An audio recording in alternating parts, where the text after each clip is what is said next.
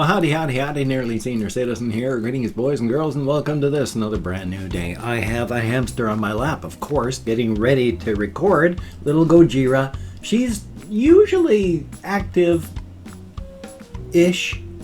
I mean, not always, as you know. I've got plenty of intros where I'm sorry about that little one, where I have no hamsters because they're all sleeping, but she's been active. And she's a sweetheart. She really is, too. I mean, she very rarely freaks out. She will freak out occasionally. Like if she's running on her wheel and I move too quickly, she will freak out entirely. Here we go, little one. So she's a rodent, and she acts like a rodent if you startle her. But if you don't startle her, she does not act like a typical, quote-unquote, typical hamster. She's very active when I'm out and doing things, and she's very curious. She walks, and if she notices me, she gets up and comes out so she can see, gets up on her hind legs and looks. You know, like, that's anti-survival. In the wild would get you killed, but she's not in the wild, and it's really cool. My other hamsters, especially Thigmo, I mean, I only get to pick him up like once every 2 weeks or so because he does not like being touched. I mean, when he's touched, he's okay. He doesn't like panic and freak out over touch when he's grabbed, but getting him is really, really tough. It's difficult to confound his instincts and get hold of him. One of the things you can do with rodents is if you like flip your hand over and get it low to the ground and glide over to a rodent like a hamster, it won't freak out too much over that. Whereas if you come like this and try to grab a hamster, that's a predator action and they're going to freak out. Whereas this, that's not the actions of a predator, and they'll just go like, what? But what is that? And they'll look and they'll sniff. Some of them, like Thigmo, who's very nervous, but less nervous than he used to be, will freak out and run away. Am I centered? Probably not. There we go. It's always difficult to get centered. But he freaks out. But, like last night, I was feeding the hamsters, and I had a handful of food, and I just reached down, not at him like a predator, but I had a handful of food, and I reached in front of him and then came forward and was sprinkling food onto his bedding, because that's the way I do it. They're burrowing, foraging creatures in the wild, so I just sprinkle the food so that they can burrow and forage for it. But he did not run away. He wasn't freaked out by the action and motion. He was very cautious, but he wasn't freaked out, and he just sat there as I was done. Well, as I was sprinkling, and then even before I was finished, he was running towards my fingers and then picking up food, and then I just brought my hand up and out. He just didn't even pay attention. So, if you act like a predator, they're really going to freak out. They can't help it. That's their instinct. If you don't act like a predator, come in upside down and then come at them, then that goes, and their instinct kind of foolishly, because they're going to grab them. And if we were wanting to eat them, that would be it. But it works. I mean, most critters out in the wild aren't going to be able to figure out hey, I'll not act like a predator to grab them. No, it's like, try and dig them out. And so they're going to freak out and run away. Live for another day. Very, very cool. Past that, I'm just, scratching my neck. Very, very itchy. The strap of my sleep apnea mask, of course, goes right across the back of my neck. And it has to be on for like 6 to 8 hours. And so that strap just digs in hard. And it just itches for hours afterward because blood flow and healing. Because skin starts to die, remember, after 2 hours of pressure. Doesn't matter if you're just going like this or if you've got a tourniquet, which would, of course, make it, a lot faster for everything out here dying, because you're squeezing out the blood supply. But or whether you've got something heavy, because I don't have anything heavy, pressing on there hard. Skin starts to die after about 2 hours without blood flow. So I can't remember where I was going with that one. But still, I was talking about something, wasn't I? I am very tired. I woke up at 6 o'clock this morning and I hit the ground running. And so I've physically woke up. Mentally, my brain is still trying to put A to B to C to D. Most of my things are still, A to B to M to D. So things are slowly coming together. Not there yet. But I did go walkies to Walmart last night. And that was after about 2 days worth of just doing walks in town. Now, doing walks in town, excuse me, only gets a walk of maybe 3 miles. And once you go down into Shelton, it's all level. So making the full 6-mile round trip walk to Walmart, well, once I get to the base of, excuse me, the base of Olympic Highway North, that's a hell of a walk upward. You gain like 150, 200 feet worth of altitude in it's about 5-6 blocks. But still, you are going up for quite some time and you're gaining quite some altitude. And it had been a couple days since I had done that. And boy, oh boy, I've said before how football players have talked about how during training time and playing time, they train every single day. Doesn't matter how sick they are, doesn't matter what their physical condition is, they train every single day. And you have to, because for every day you miss, every day, every 24-hour period, it takes 2 days, 48 hours of work to get back where you were. So if you're a professional football player and you miss 1 day of work, that's almost 3 days of hard work and pushing to catch up with the rest of your team. That's going to drag you down. That's going to drag them down. So everybody trains no matter how sick they are. Same thing here. Oh boy, did I feel it. Not in my legs. That wasn't an issue. But I was winded. It was a struggle to stay fully breathalyted? Oxygenated on the walk up the hill. I mean, it wasn't a struggle. I was never out of breath. In fact, one of the things I do, which makes it so difficult to breathe naturally when I'm exercising, is I do breath control. Which is just, I have to think about my breathing. Because, and I'm sidetracking again, so if I don't go back to my original subject, I'm sorry. I'm sorry, but now I have to talk about this. Because when you are breathing, the best kind of breathing is abdominal breathing. The air sacs in your lungs are predominantly low in your lungs. They are in the lower part of your body, your abdominal area. So when you are breathing, if you breathe up here with your rib cage, you are not fully inflating those parts of your lungs that actually take in air. You're not going to die, of course, but you're not getting fully oxygenated, which can help lead to anxiety. So if you're ever feeling anxiety, one of the first things to do is abdominal breathing, because it helps keep you oxygenated. So when you're doing things like walking, what you have to do, especially if you're walking uphill, is you need to do abdominal breathing to keep fully oxygenated. I tend, when I'm not thinking about it, I breathe up here. So I have to think about it. Which means when I'm going up hills and stuff, I have to just consciously control my breathing. So I do breath control that way. I have to think about my breathing. Otherwise, I'm going to breathe up here, not be fully oxygenated, going up a hill and having anxiety about it. So I have to consciously, excuse me, I have to consciously think about breathing abdominally.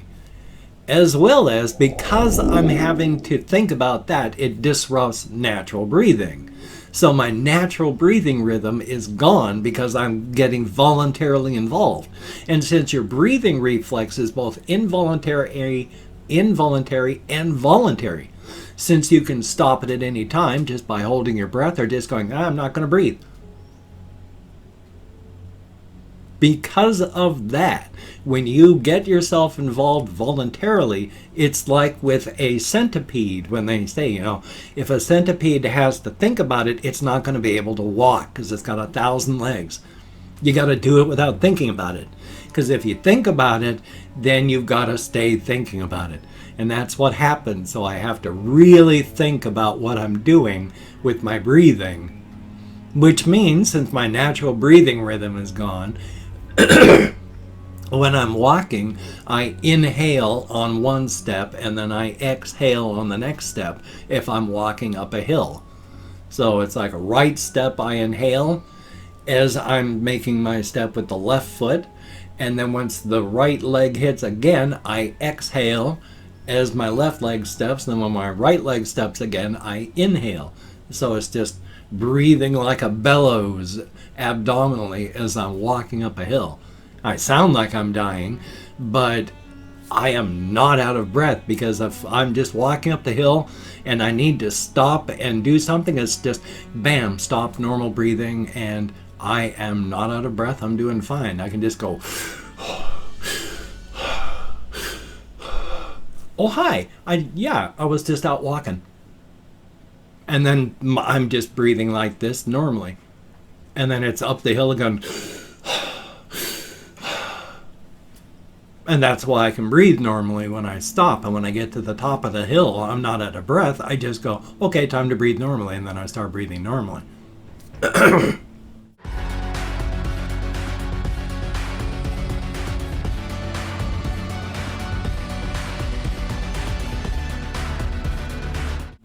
It's nice being able to do that. That's why I can power walk up hills. But there's times I wish I could just breathe and have my body take care of it. It'd be nice. Because if I just let my body take care of it, I start breathing up here and then I'm getting out of breath. And that's, so thumbs up for that. But at least I made the walk up there. Walked up to the Walmart area and then turned around and walked back. And of course, I was almost back, and that's when it started to rain. Thumbs up. No indications before I started that it was going to rain. Except, of course, for it, there are a few of those old wives' tales about weather stuff that are actually really, really good. There's like the one that's, red sky at night, sailors delight. Red sky in the morning, sailors take warning. Watch that. That's a real indication of how the weather's going to be for the day. For the next day.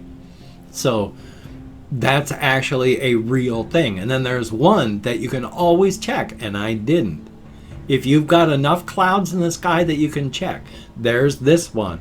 There's not really old wives' tales, but I don't know what the actual thing is. But when high clouds and low clouds do not march together, prepare for a blow and a change in the weather. So if you've got a nice looking sky, but you notice that you've got low clouds and high clouds that are like going like this at cross purposes, or this one's going fast and these are going slow, there's going to be a change real soon. And I should have been paying attention to that, because I have saved myself from a lot of things by going, oh, those clouds up there, you know what? And then, son of a gun, I was right. So those sort of things are good stuff. Definitely. Well, shuckle my duckle. Here we are at just about 15 minutes in, so I'm going to go through and thank 20 to 25 people for having left me a comment. And if I mispronounce a username, my sincere apologies. I'm an American English speaker, and I'm not reading the comments right now. I'm going to read them afterward, but for right now, just thanking people for having left a comment. And even though I count in American Sign Language, with my fibro and depression and more, that's why it's a range of 20 to 25. You never know. I mean, I've watched an editing plenty of times where I've gone like, 21 to 23 and such like that. So, gotta love that. Excuse me. Naluji, greatly appreciated. Living Legacy, thumbs up and thank you. Sarah Jones, greatly appreciated. Kathy Kitscat, thumbs up and thank you. Mateen Rostami Charati, I'm nowhere close, but thank you very much. Pandora NYC1, thumbs up and thank you. Minnesota Metal Man, thank you very, very much. And Dragon Spheres, cool name. Thumbs up and thank you for that. Excuse me. Hey, it's Jason H. Cool name. Thumbs up. Dustin Sudcamp, thank you very, very much. And Russian Timing, greatly appreciated. Mr. Hunlun, thumbs up. And, well, sort of. He's kind of actually unpleasant, but still left a comment. And Chrome God, thumbs up and thank you. And then we have Cynic Placebo, greatly appreciated. Sebastian Ferris, good to see you. Erngrung, heck of a name, thumbs up and thank you. Matthew Bulcher, thumbs up. And 100 subscribers but no videos. I've seen stuff like that before. I don't know how channels do that. Mika Mach 5, thumbs up and thank you very much. A Lemon Pie 407, greatly appreciated. Fake Shiracha, thumbs up. I checked that side out. That was cool. Ben Davey, greatly appreciated. D Des, greatly appreciated. Thumbs up. And last but not least, Ben Taylor. Thank you all so very, very much. You get me out of my head, into the world, dealing with real people. And that's a very important thing when you're depressed. Very, very cool. If you can check out my various things down below, I have Twitter, Facebook, GoFundMe, Patreon.com, NearlySeniorCitizen.com. If you could donate to my GoFundMe campaign or become a Patreon.com patron like one of these beautiful and awesome people, that would be beautiful and awesome. But if you cannot donate or you simply do not donate, I do take all good wishes. I deposit them in the bank of my heart where I draw interest, so thank you very much. And of course, if you can subscribe to the channel, that would be very cool. Greatly appreciated. I would understand if you did not want to. I mean, really, I would understand if you did not want to. But if you are down with it, I will do my very best to keep you entertained from now until the literal end of time.